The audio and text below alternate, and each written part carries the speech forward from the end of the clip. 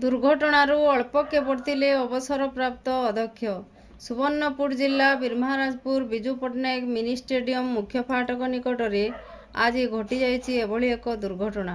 ମିଳିଥିବା ସୂଚନା ଅନୁସାରେ ଆଜି ସକାଳ 10ଟା ସମୟରେ ଉପଜିଲ୍ଲାପାଳ ପଛପଟ ନିଜ ଘରୁ ଏକ ମୋଟରସାଇକେଲରେ ମାର୍କେଟିଂ ପାଇଁ ବାହାରିଥିଲେ ଅବସରପ୍ରାପ୍ତ ଅଧ୍ୟକ୍ଷ ଦେବେନ୍ଦ୍ର ନାରାୟଣ ପଣ୍ଡା।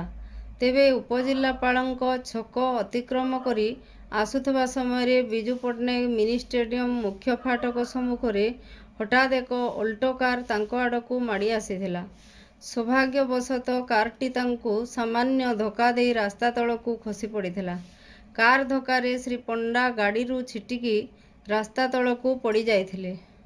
ଦୁର୍ଘଟଣାରେ ଶ୍ରୀ ପଣ୍ଡା ସାମାନ୍ୟ ଆହତ ହୋଇଥିବା ବେଳେ କାର ଚାଳକ ଏବଂ ସେଥିରେ ବସିଥିବା ଅନ୍ୟ ଜଣେ ଯୁବକ ଅଳ୍ପକେ ବର୍ତ୍ତି ଯାଇଥିଲେ।